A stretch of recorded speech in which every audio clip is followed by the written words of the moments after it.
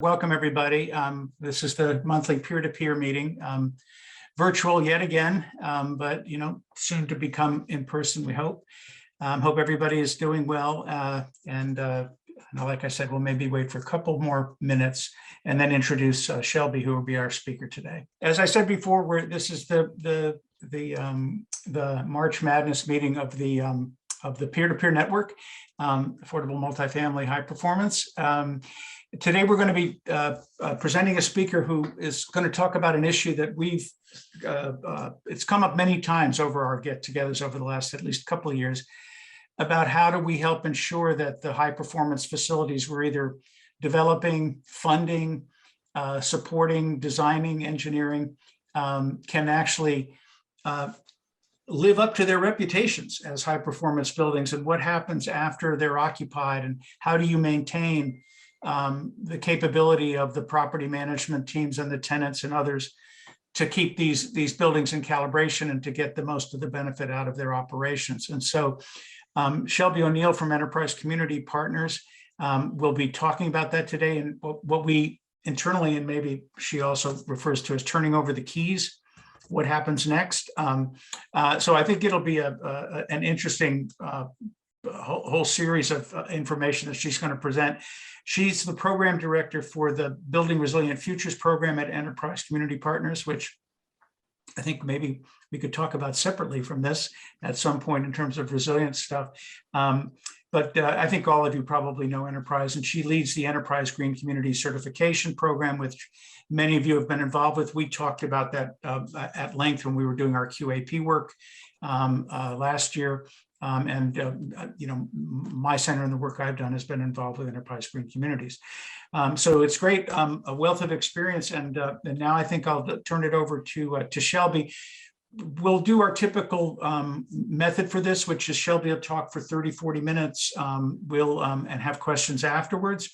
And I asked her earlier, and she's fine. If you have a question that you want to ask while she's talking, feel free to raise your hand in the chat.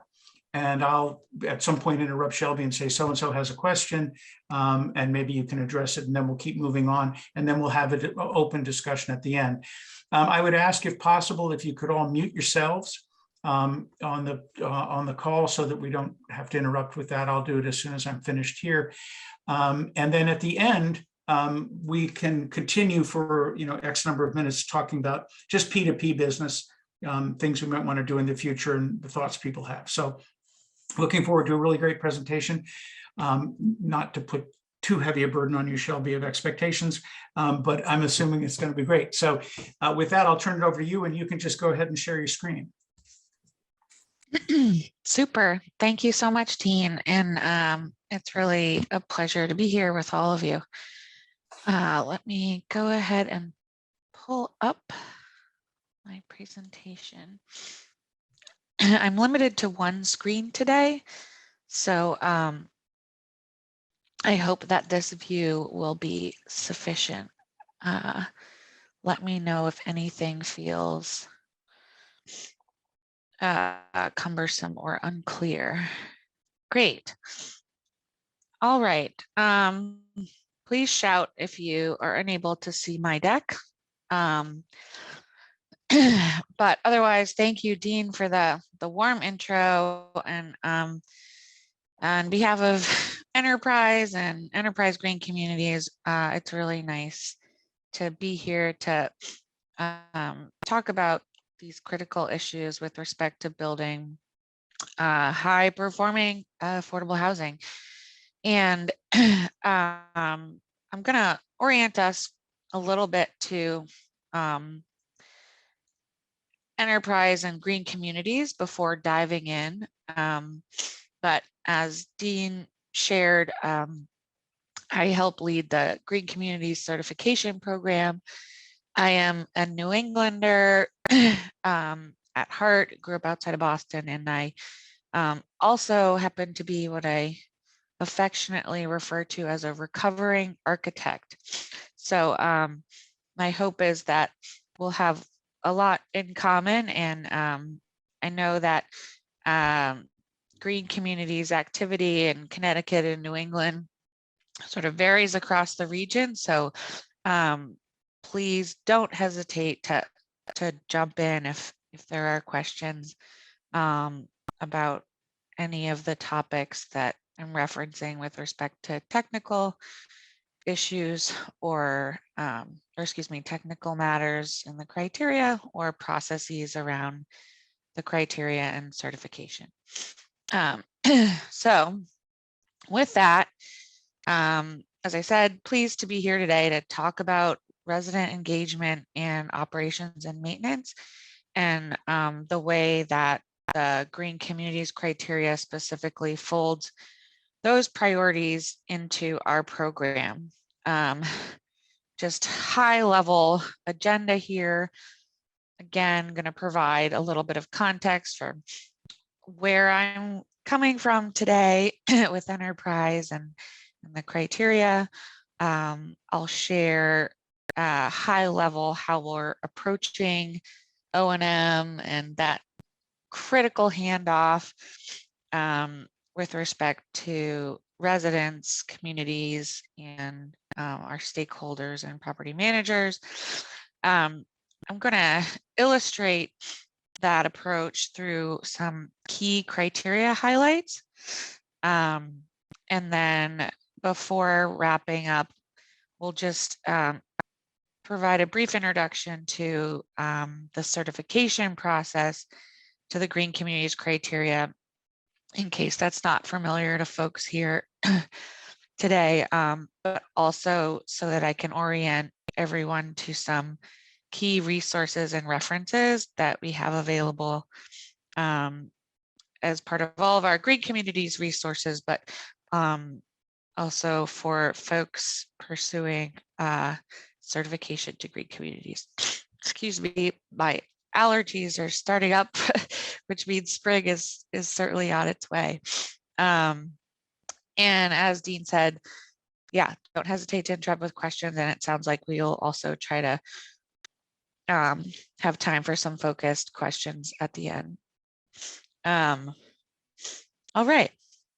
So I'm here from Enterprise Community Partners, which is the larger organizations on which the Building Resilient Futures National Program and Enterprise Green Communities sits. And we are a national nonprofit.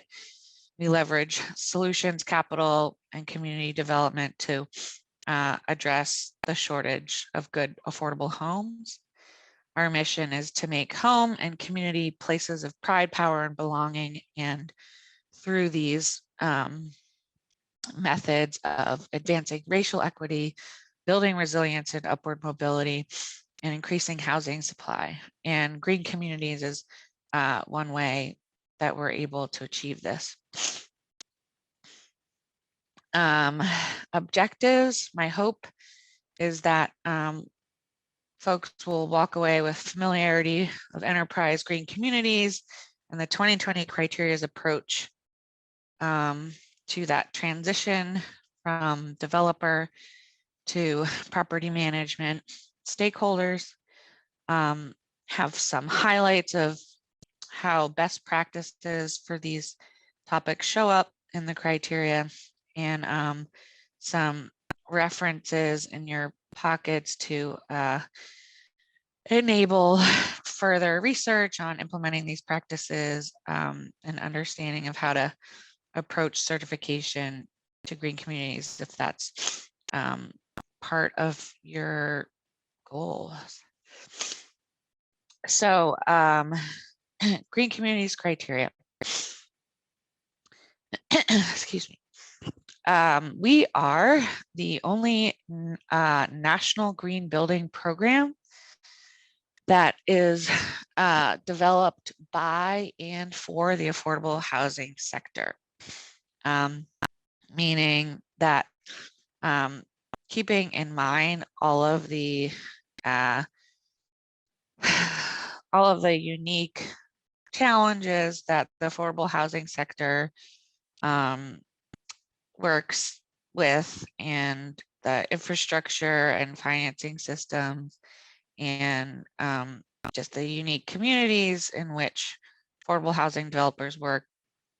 The criteria is really designed to meet the sector where we are. And our goal is to help create housing that's not just affordable, but is healthy, efficient, and environmentally responsible. Green Communities certification is available to any housing development in the US that includes affordable homes.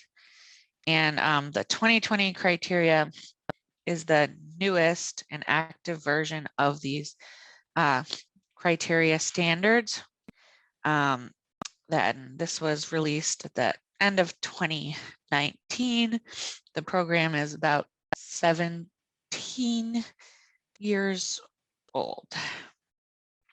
So moving into some of the technical topics, as I noted, this is really a holistic green building program.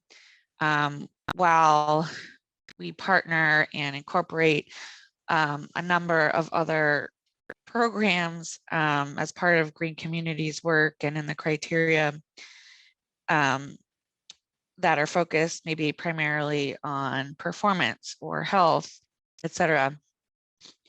We're really intent on delivering benefits to residents throughout these 8 categories here of technical and programmatic opportunities and requirements. So briefly, starting at the top with integrative design, this is really the backbone of the criteria, providing guidance and tools for teams to have a really intentional, inclusive pre-design process, as we know that that's critical for positive outcomes for a project, both for developers and for residents and all folks involved. Category 2 here, location and neighborhood fabric is what it sounds like, but it's really thinking about that proximity in which we're building with respect not only to engaging and enhancing local amenities, but also being conscious of building on green fields or extending sprawl or not conserving natural resources appropriately. Site improvements, again, similar. It's what it sounds like, but really focusing on the ways that the site can both contribute to the performance and or benefits to residents on site, and what we can do to conserve natural resources on our own site more locally than the category 2 topic. And water, of course, not only thinking about conserving water, which is top of mind, I think for most folks with respect to limited resources and rising costs, but also for the first time, the 2020 criteria is focused on water quality. So taking steps to enable awareness and assure safe drinking water for all of the communities in which we work.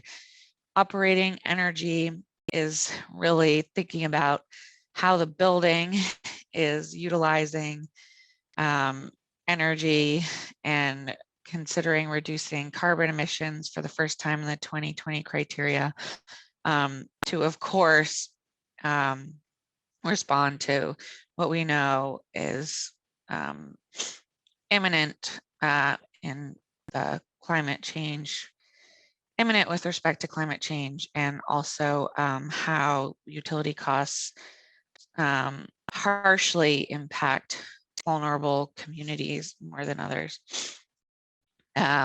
Materials, we're talking about not only what's in the materials we're using, taking a closer look at health risks associated with certain toxins that aren't widely publicized, but also thinking about what we're doing with the life cycle of materials, and for the first time, embodied energy, going back to really this challenge of how we can best respond to climate change through our work. Category 7, finally, healthy living environment, groups both strategies that sort of technically impact the quality of air and the comfort of a space inside a home, but also provide opportunities to encourage sort of healthy lifestyles with how the space is designed and used. And finally, operations and maintenance and resident engagement, which partners very well with integrative design and really is where the rubber meets the road at that handoff that we'll be talking about for the next 20 minutes or so. So again, just to reiterate, the green communities criteria offer strategies, both design and programmatic, for developers to implement across these 8 categories for a real holistic outcome for residents and communities. A quick note about impact. So showing here, obviously, a map of the United States. All of the green states include, let's see, the best way to say this.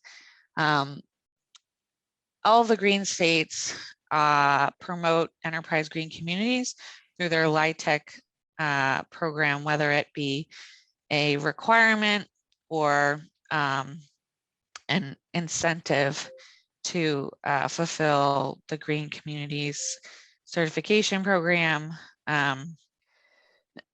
as part of their application for LIHTC credits. And this is sort of just scratching the surface of the impact that we've been able to make and measure over recent years. And to date, let's see, I think the number is close to 140 affordable homes that are certified nationwide. And we're continuing to lift up our relationships with housing finance agencies, and you know, those are really the valuable partners that enable us to lean into that impact. It's been the strongest lever for ensuring that healthy, sustainable, affordable homes are being built in line with the criteria. So thinking of that impact, shifting gears a little bit into the topic of the hour. Let me just make sure I didn't miss anything here. Thinking of all of those ways in which design is approached and impact is enabled and resources are spent. Imagine a building designed to provide greater efficiency, resilience, and health benefits, and an extensive amount of thought and planning and blood and sweat has gone into this process, but the information on these benefits and utilizing them and maintaining them to operate the building at its optimal capacity is not ever shared with those who inherit the building. So what a complete waste, right? So today we're really responding to that question a little bit about how does one, and from my perspective, green communities, ensure that all of the design and planning that goes into a development is realized and maintained when the keys are turned over to residents and property managers. And our approach broadly, which I'll then start to pull apart, is that you know, the success of that transfer really hinges on what happens from the beginning of a pre-design project or at the beginning of a project at the stage of pre-design up to that point and beyond. And that point being, of course, that transition. But so hinging on documenting and communicating and transferring information to residents, management, and stakeholders throughout the entire process of engaging with the criteria and implementing mandatory and optional measures that impact the performance and other benefits that we want to see realized. So I'm going to illustrate this by walking through key highlights about the criteria in each category at a high level, and sort of strategies that come up throughout the criteria for making that transition easier and building towards sort of from category 1 through category 8, O&M and resident engagement, and how keeping that concept present consistently throughout the development and construction process is really critical for success. So beginning with integrative design, you know, I can't say enough how critical this is for our program and how it's really the common thread throughout all of the design and planning strategies that come up in the criteria. You know, we're talking about a real holistic approach to pre-design that prioritizes the resident perspective and intentional information gathering and setting objectives across all parties involved in the project for building performance and health and comfort, and maintaining buy-in, you know, from a business perspective. Alignment also contributes to buy-in, which makes planning and decision-making much smoother. So one of the biggest things that we've developed as part of this category is the project priority survey. And at a high level, it's a roadmap that enables all team members to really track the goals of the project and shepherd teams through all the steps necessary to enable greater outcomes for everyone involved. So this is a new mandatory requirement, but it's really a tool to enable teams to understand their community and context and population and environmental considerations around the development. And this is critical for successful green communities developments, but all developments really. And we know that this is a cost saving issue, and really that the outcomes of a project that includes the delivery of a really intentional integrative design process means successfully achieving goals, which are lower development costs, greater health, economic, environmental, and social benefits, on and on and on. And as such, to really ensure, to use this roadmap is to really ensure that all of this information is recorded and available for stakeholders down the road. And just illustrate a little bit here, you know, we're asking teams to document their project goals with respect to all of these contributing factors and context. And this is sort of that first piece of establishing not only a tracking system, but really accountability that is revisited over and over again throughout the design and construction of a green communities project. And if you are following the criteria for certification, you'll see that throughout all 8 categories, we're raising up this project priority survey again to help inform future decisions. So this is sort of that basic, basic is the wrong word, but that fundamental sort of jumping off point that sets teams up for success and therefore property management. Moving on to location and neighborhood fabric in a different sense, using this as an example to share that while all the criteria have rationale and intent behind them, there's always opportunity to push that further, you know, depending on how the property utilizes or lifts up design or programmatic capabilities of the project. So as we discussed, you know, the location of the project isn't always in the control of, or full control of the developer, but that isn't where the consideration stops.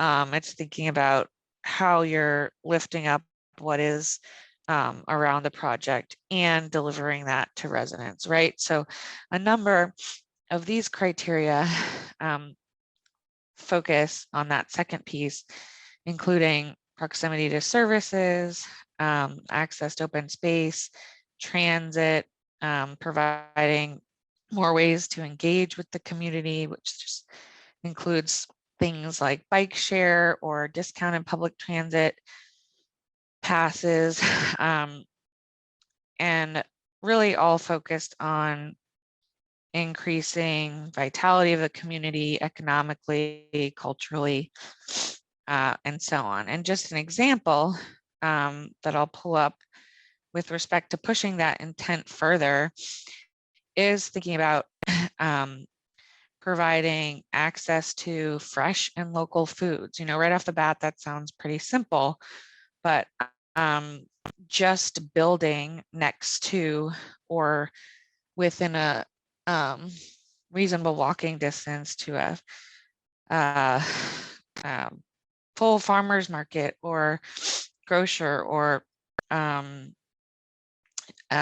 community supported agricultural center doesn't necessarily deliver those benefits to the residents, right? So just highlighting that, okay, if you're going to incorporate that as a priority for your project and build in a way that enables the project to meet one of many options as part of that criteria, why don't we take it further and incentivize residents to use those amenities? And maybe that means programs on site to include residents and build community, for example, cooking classes and raising awareness around culture and food and incentivizing healthy eating habits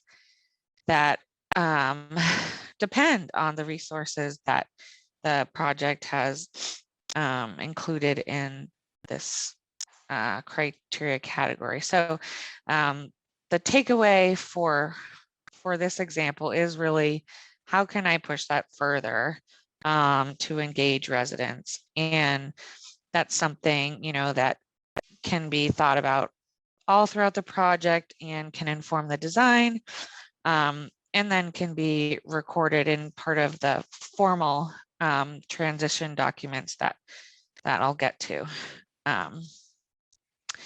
Moving on to site. This is a brief category that I think covers a lot of familiar topics when we're talking about sustainability. And low impact development is really the key here, but also reducing costs is always front and center when we're considering the affordable housing sector, which we always are. So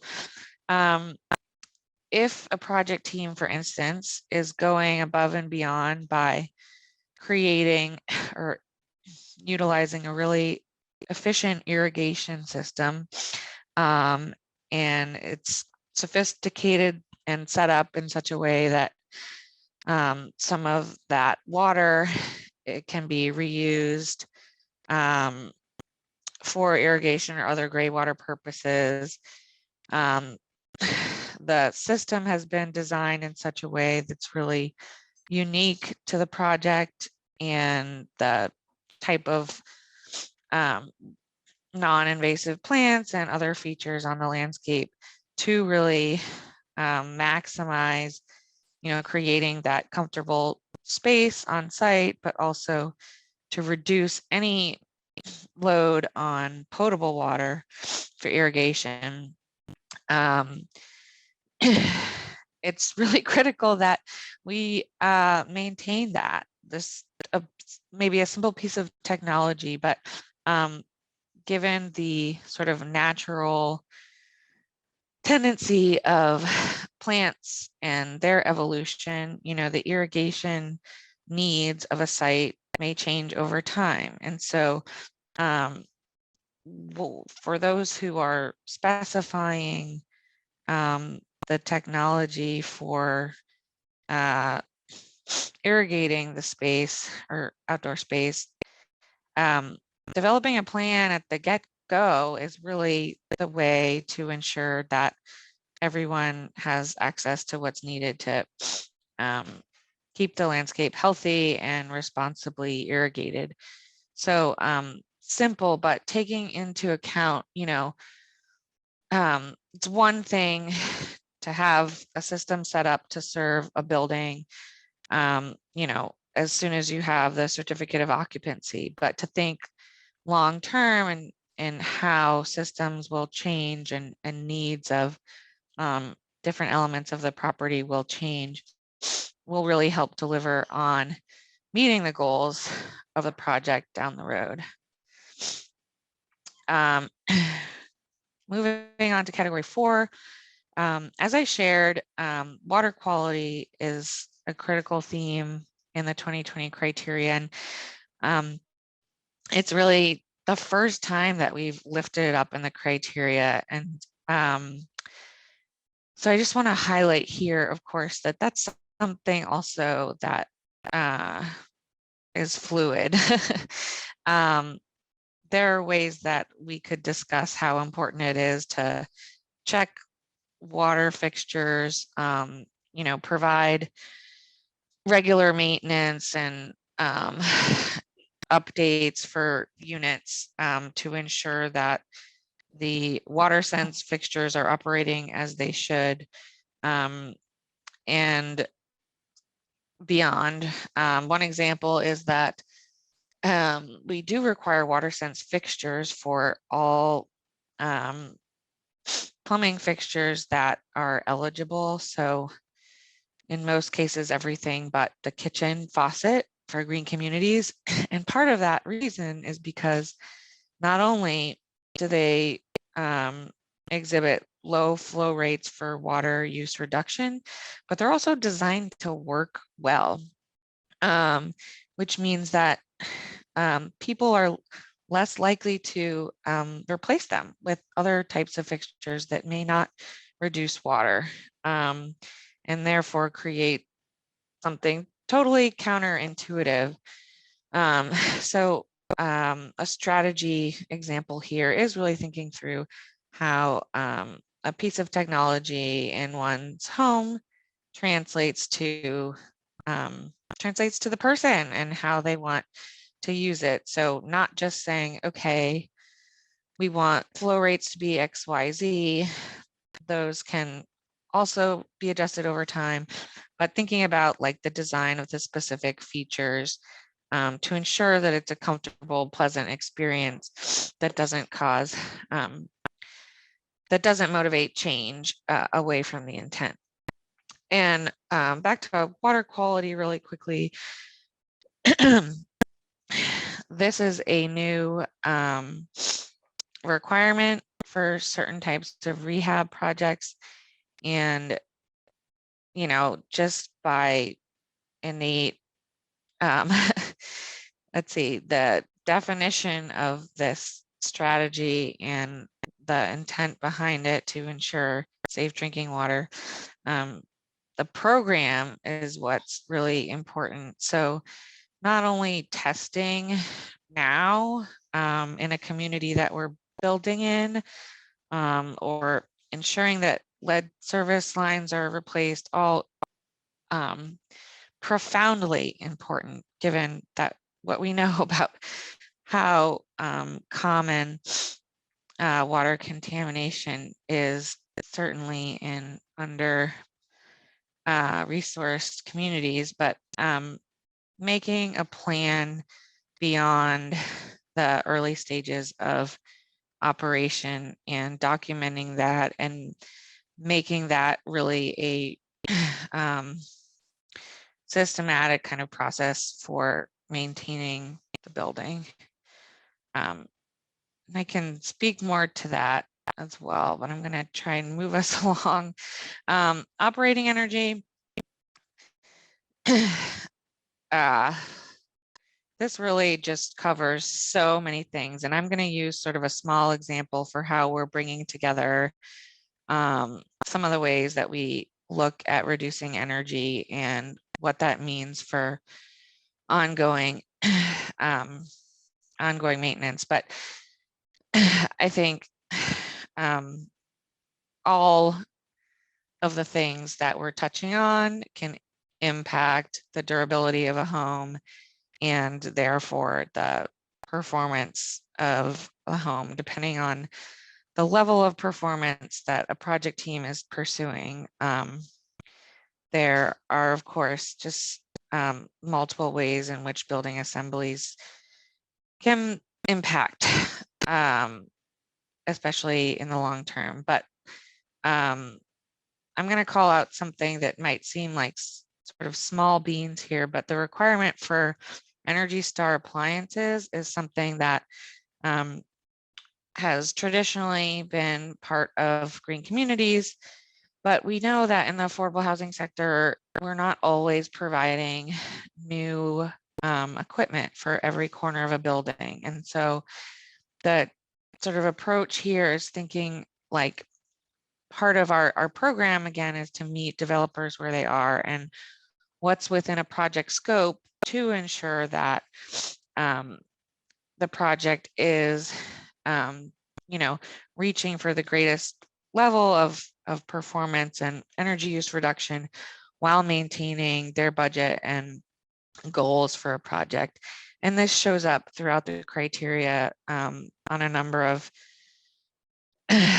topics, just considering that in particular renovations may not be impacting every system in a building that will influence performance at the time that they're certifying or working with the criteria. So for instance, thinking of ways to meaningfully accommodate those nuances or those projects by saying, okay, if this isn't in your scope today for X, Y, and Z, we're gonna say that that's okay, but you're going to include language in your documentation to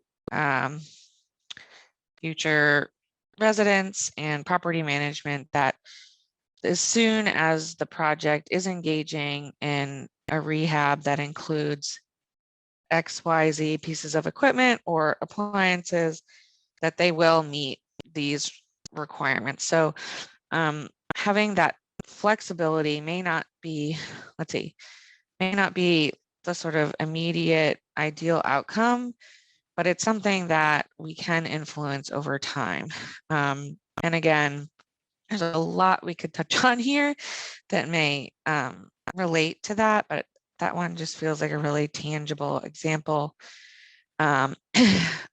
Materials, just continuing on this path around the criteria, maybe an obvious one, but if we're spending time designing a layout of a space and working with municipal composting groups or recycling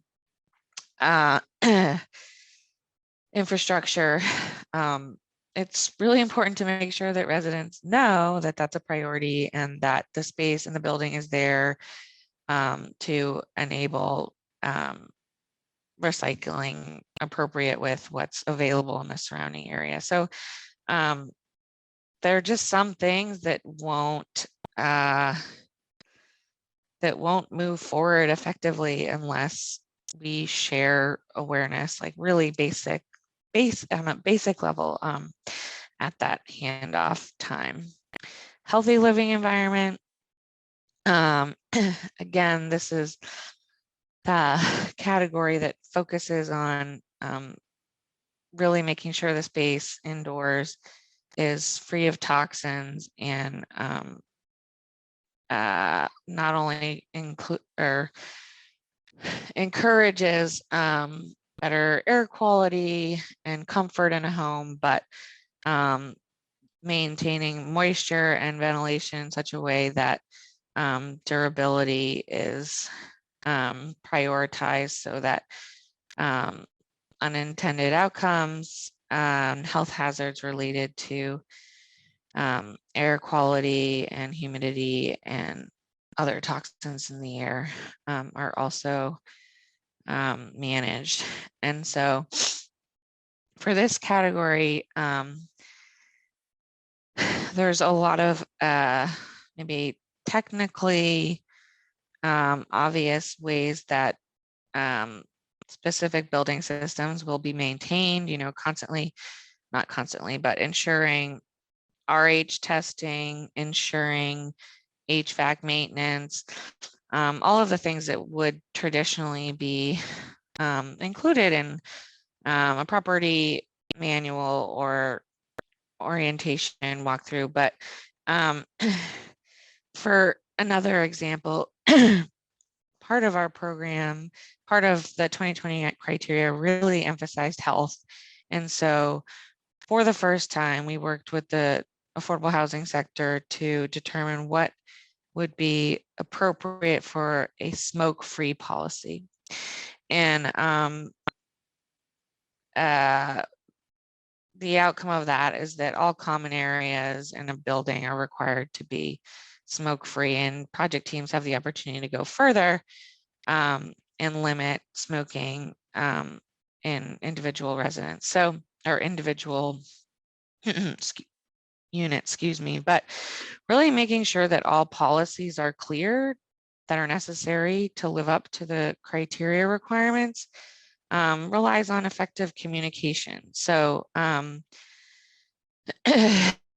without any particular education around reasoning and context and harms, in this example with respect to secondhand smoke and how that impacts a community, may have sort of more of a difficult journey establishing new policies in a building. So I think the key here is thinking about that communication and education, specifically geared towards things that are intangible and might otherwise not be recognized. So this brings us to category 8, which has it all in the name, and specifically outlines what is necessary to include in educational materials for residents based on sort of for residents and property management based on certain topic areas of known importance. And, I think that a lot of the practices of creating manuals are traditional, and that's great. Enterprise has really put intention around designing the manual templates that we have to ensure that it's inclusive of all of the things that residents and property managers might need to know. And really is that link between all of the design and planning work that goes into delivering a green communities project or otherwise, but can then be shared so that the property is maintained, but also, again, creating that awareness for folks who don't necessarily know all of the benefits of their new home. So bringing that front and center through not only the traditional manuals, but other ways of engaging residents like signage and programmatic opportunities and community activities is really critical. I'm going to pull up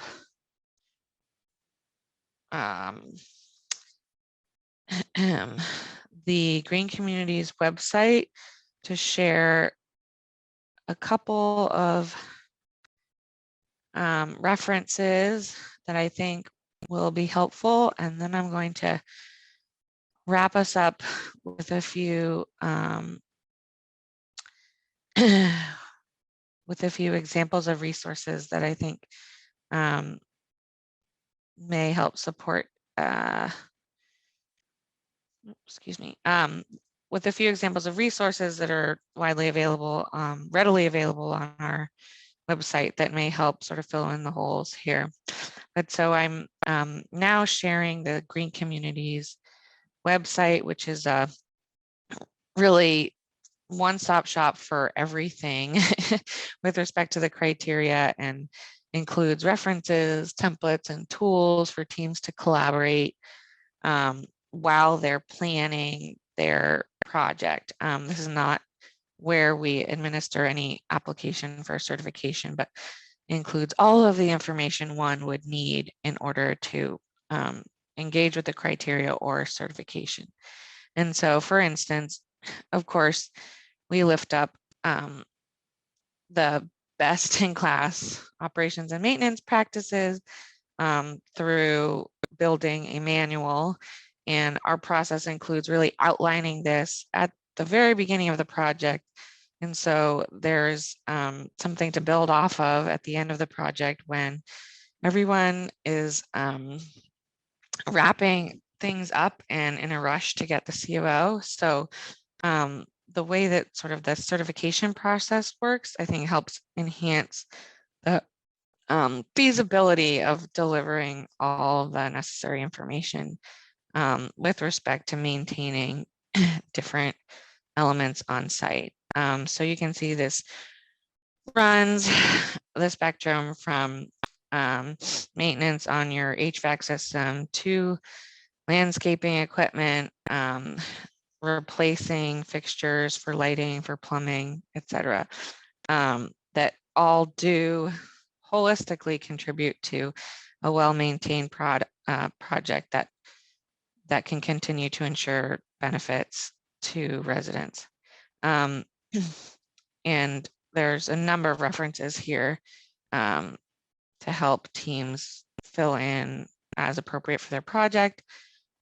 Similarly, we have a requirement that teams have a plan in the event of an unexpected power loss or emergency event that asks teams to really lift up any of the relevant criteria that are implemented, such as access to potable water or how survivability is impacted by renewables or other intentional design features that should be leveraged during an emergency. So bringing together all of the strategies throughout the criteria and formalizing them into a plan. Otherwise, they're less likely to be relied upon and can be critical. And then finally, the resident manual. So really making sure that people know that there are all sorts of benefits to their home that they can both enjoy, but also maintain. And so really making sure that that education and communication thread is seen all the way through, so that folks can really realize the benefits of a community library or an activity space, or the best way to clean a certain element in their own home so that it's durable and doesn't hold moisture that can cause poor air quality, etc. All systems and amenities on site really outline specifically specifically with the resident audience in mind. And again, number of resources here that can help build that out. And again, we want to see that at the beginning of construction so that we know that this is a thoughtful and inclusive process to build out throughout the project rather than at the last minute. And the last criteria I'll raise up is probably one of the most important, but tracking utilities provides insight both that can influence behavior related to performance and durability, but can also enable much more effective maintenance when there are problems on site. So we have continued the tradition of requiring energy and water benchmarking in ways that allow property managers to identify an issue in real time and isolate that issue for maintenance. Also in ways that enterprise can track that data to understand how all the green communities projects are performing. Also to lift up these topics for residents. Oftentimes the awareness of one's usage can influence maybe more conservative behaviors around utilities. So different ways to meet those goals here. But this is a really sort of direct example of information sharing about the systems in the building that can really make or break day-to-day performance. So continues to be a requirement for the criteria. I think I've talked more than my allotted time, but maybe I'll check in with Dean to see if there's. I'm here. Am I on? No, hold on. Get my video on too. Yeah, I'm here. Can you hear me okay? Yes, great. Yeah, no, I thought that was terrific. I mean, like you said, there's a lot to unpack on almost every slide, so we could probably be here most of the afternoon talking about stuff here. But let me open it up to the folks on the phone. If you have a question or a comment or anything and want to start a discussion with us and Shelby, you can just unmute yourselves, but or if you want to raise your hand, I'll recognize you, but you should be able to just unmute and if necessary, turn on your camera, which I can't seem to do here myself. There we go. Okay. The host should know how to do this. And now, lo and behold, he does. We use Zoom every day, but I'm still sloppy.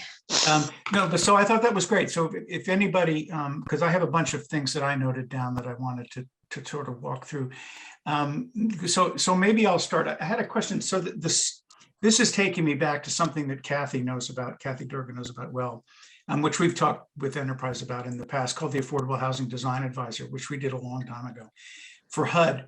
But it's trying to look at how you manage the process of developing an affordable housing project or building such that you can move right into operations and maintenance based on what you've learned and done through the process of the design and construction process. And it sounds to me like that's sort of what you're talking about here, at least in part.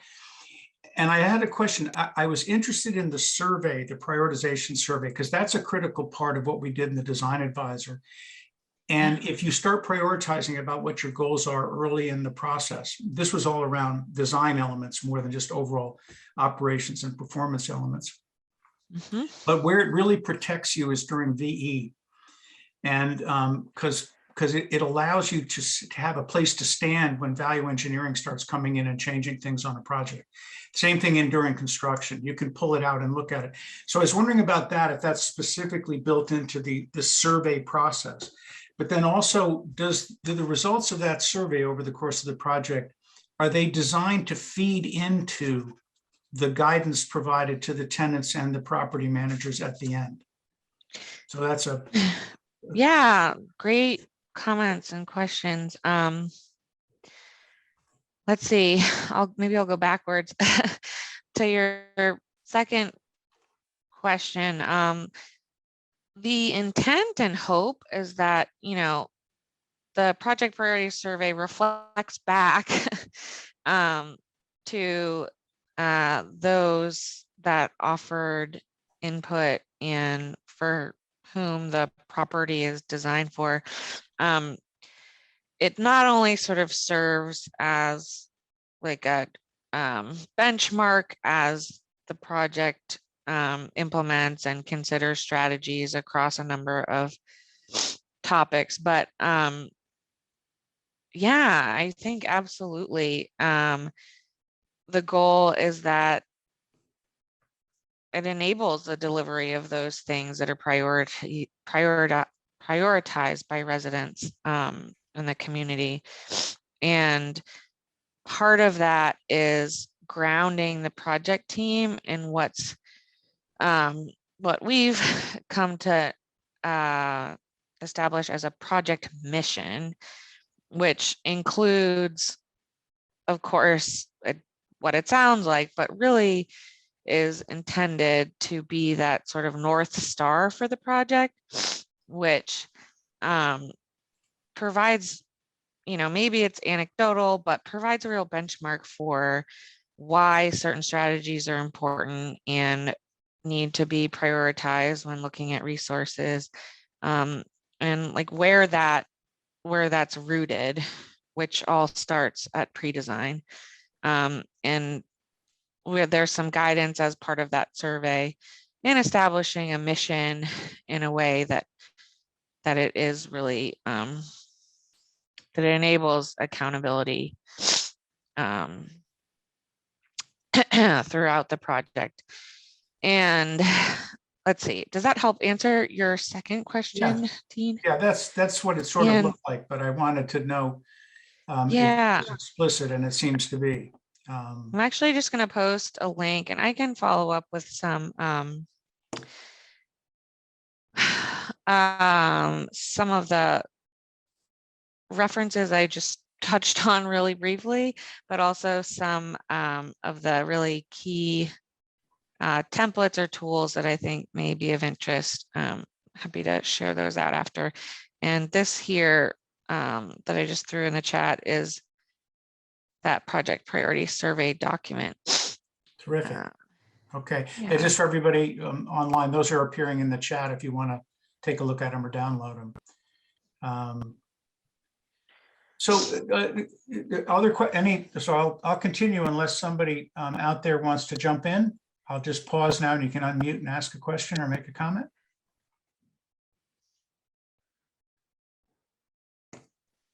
Time is just about up. Keep going, Dean. Okay. He's on a roll. So then I wanted to ask you about the process that you were talking about at the end. That's another thing that we've been talking about, I think, in the P2P and amongst ourselves, others of us. So the operations manual of the facility, it in principle has two parts. One is the property management side of it, the other is the resident side of it, right? Yes. And you're talking about both, I think. And the manual collection that you get of all the manuals for all the equipment and stuff historically has been, a suite of documents that help you with your equipment, but may not be that accurate to some of the more idiosyncratic stuff that's being installed in some of these facilities now, whether it's heat pumps, many of the things we've talked about in the peer-to-peer. But the unique opportunity is to, mass customize those kinds of things for that particular property. And the same is true for the tenant, right? If this is a discussion of things to do where you are. And I thought one of the interesting things was that you were showing the landscaping, which probably works for both residents and property managers. It's like, this is what your landscaping is. Okay, you've got pervious pavement over here. This is what it is. This is where it is in the property. This is where the closest hose could be. Whatever you want to say. I think that's more valuable than the traditional method by a lot. But it's not without cost in creating something like that, which is not just the default. We're done. Here's the stuff we put in. Go on with it.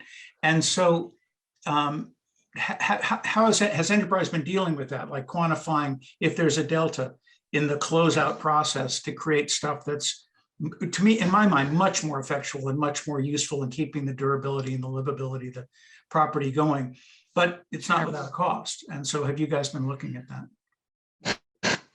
Absolutely. And I will also follow up with some of our, third-party white papers on costs and green building programs, including green communities, because I think that might be helpful. But so this will bring me back to a couple of points, and I'll try and be brief here. But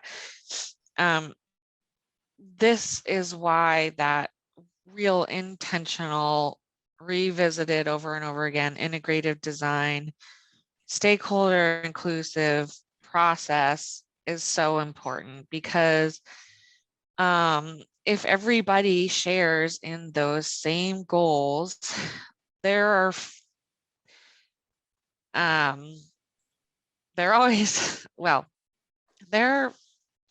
is less likelihood that you're going to be confronted with a number of value engineering requirements or issues on ordering the wrong materials, or all of the things that are known to happen on site during a construction project. And this is anecdotal, but it's true. And that's why we have such a heavy focus in integrative design, not only in that project priority survey, but in how all of these, in how all of the early goal setting is realized through communication and documentation and the types of meetings folks are having. And it's an administrative pain, I get it, but it proves time and time again to encourage more cost-effective development.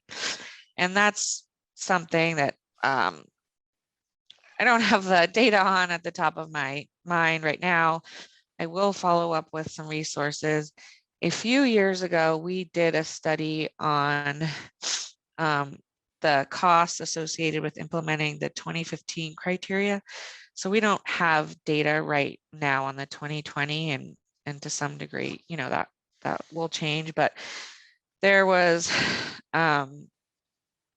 potentially a 2% increase in costs associated with a green communities project, as opposed to building per code per, I think RS means was the benchmark. However, the last thing I'll say to that, and we would like to do a more recent study. 2 points to that amount, that percentage was made up in utility cost savings over, I think it was 8 years. I'll have to double check. So there is a balance. I know the utility cost savings is always an issue, because whose pocket does it go into, and that. But not only that, but also a lot of the things that we are lifting up are becoming standard practice, right? Like 10 years ago, it was much harder to provide materials that were safer than it is now. And there are just things that are transitioning in the market that that make these practices more commonplace, not less important, but more accessible, which I think is a game changer. Something that we don't track closely, but like the Healthy Building Network and other groups do. Yeah, we've noticed that as well. Kathy's got her hand up. Kathy, you want to unmute and ask a question? Sure. And first of all, this has been really fantastic. So thank you so much, Shelby. Really appreciate it. There's so much that you've talked about and, really talked about the integration process. And as we go into this, I think we're all learning that, part of it is the stuff, right? The insulation and, the faucets and things, but a lot of it is the people and the process that you've been talking about. And that community building that causes people to use less energy and encourage their neighbors to use less energy, and the maintenance folks to replace the light bulbs correctly, et cetera. And health is better when community is better. Can you share with us any examples of folks who are doing this really well that we should look at? Something that comes to mind, I'm gonna think further on this, but there's a property in Minneapolis that comes to mind, and I'm sure I could come up with many in New England, but rethinking how design decisions were made. The property was art space, and the developer is art space. I will confirm the details, but they took a really creative approach to active design and creating spaces and opportunities for people to be creative in their own right, but also to engage the landscape and active design features on site by really thinking about the sort of multiple benefit opportunities that you can create through one strategy. So their focus was lifting up local artists in a lot of ways, and and that's sort of the inspiration behind a number of their affordable housing developments. And so creating artwork that also served as playground equipment was just a very simple in theory, but in the end, like really genius to deliver and delightful. And the idea that like you really, if making space for that kind of pre-design, you really can come up with creative solutions that are not more costly. And that's one that just stands out in my mind. Another one that's more like human integrated, that was the same project, human integrated, human focused, if you will, was including like water bottle fillers around all of these outdoor spaces that we hoped people would engage in, both on site and in the community, and then equipping residents with their own bottles, like to provide little details that invite the type of pride and use of a space inherent in the design. And there's just so many examples, and Kathy, I'd be happy to follow up with some. There's some case studies available on this website, as well as a list of projects called the First 20, which lifts up 20 projects across the country that are focused on really digging deep into different themes of the 2020 criteria. And there's a lot of neat and creative work happening here. So I would encourage you to check these out, and I will also think further. But it really is amazing when you allow people or encourage folks to take the time to design and what they realize and what can be accomplished, you know, without adding big ticket items. I don't know if that helps. No, well, I mean, the website definitely helps. I was going to ask the same question as they're beginning to build I was saying network, but cohorts just as good of people who are succeeding at this and looking at how they're using the criteria and the survey stuff and all that stuff to create this work. That's Alicia's awesome. Thank you. Alicia's in a place where she's got background noise, but asks, and this is probably for the P2P group, if a developer is considering using 80/30G for a project, could they still incorporate the enterprise standard? I don't know if Shelby, if you can speak to that. I think it's more for the group on the call, but forgive me, what is that code for? Kathy, maybe you can answer that. Yeah, so 830G is the process in Connecticut Okay. that allows affordable housing to be built outside of the zoning criteria if the community doesn't have enough affordable housing.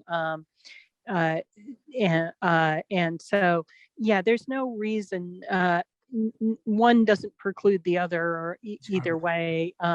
And, you know, one would hope that people are using enterprise green communities because of goals, of their own goals and a really good framework for it.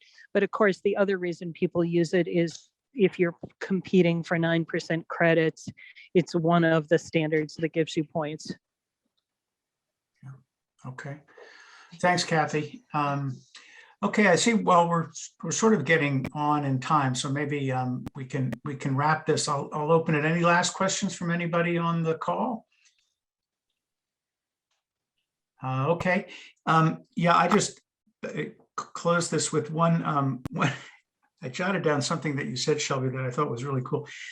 We need to do what we can to discourage motivating change away from the design intent. It was there. I thought it was a great way of saying, you know, let's try really hard not to do things that push people away from the design intent of the facility, whatever that might mean and be. So it's just an interesting way to think of it. But anyway, for that and for everything in the presentation and for the good directions that enterprise is continuing to go, many thanks for bringing us all up to speed today. It was really great. And I'll do a clap, but everybody else can clap with their hands muted. So. Oh, you're very kind. Nice It really is my pleasure, and it's great to talk with all of you. And okay, if there all right. are Well, ways with that, we can support, don't hesitate. Okay, yeah, now everybody knows where you are, so look out. You might not even see it coming.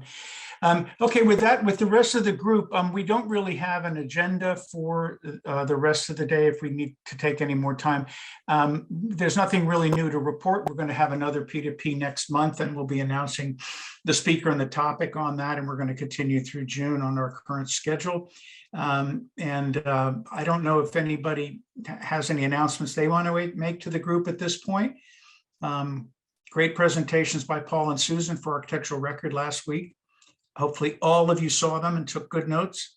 But anything else from anybody? Kathy, Susan, Paul, Layla, Vicky, Susan, Charles, Benjamin? And if not, yeah, so I'll be doing the presentation during Sustainability Week for the AIA office in Connecticut. Great. And presenting my mass timber building in New Haven along with the passive house design requirements. So you can look through that through the AIA Connecticut if you're interested. Terrific. Hi, I'm good. My background noise has gotten subsided, so Alicia here. I saw that, Paul, and I thought that looked really. I was really pleased to see that you were presenting, but the person who shared it with me did point out that that is just for architects or members of AIA Connecticut. Is that true? I don't believe that's entirely true.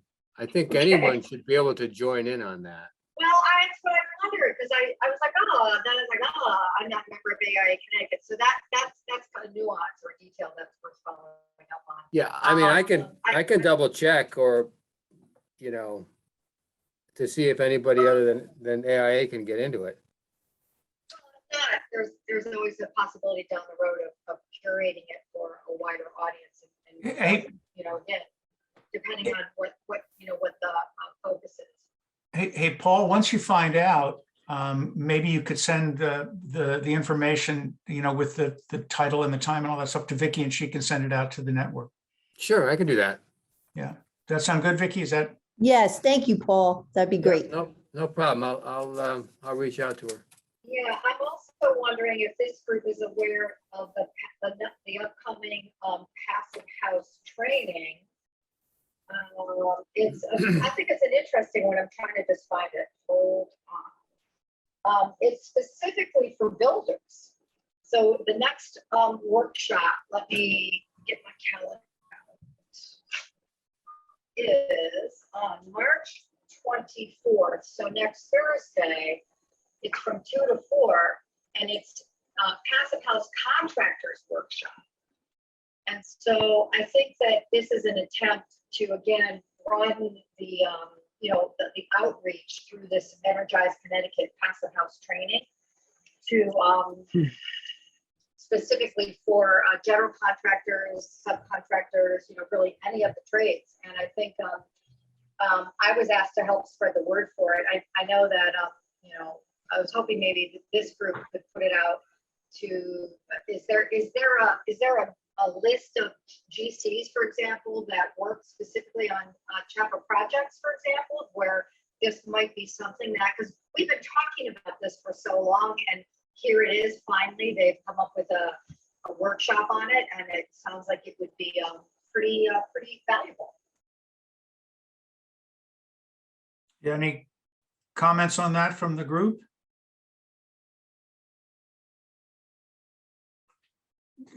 Alicia, do you want to send that announcement to Vicky as well? Then we can push it out. Yes, okay, sure. Yeah, okay. Okay, well, I think it's time to put on our shorts and run around outside. So that's what I propose we all do. Let's eat out in the backyard. So, Sounds yeah. good. All right. All right. Thanks, everybody. We'll keep you posted on these upcoming interim meetings and then also on the next P2P, which will be in a month. Have good weekends. You can't miss today, but have good, you know, Saturday and Sundays and we'll all keep in touch. Thank you for joining. Thanks, Dean. Yeah, bye, everybody. Thanks, everyone.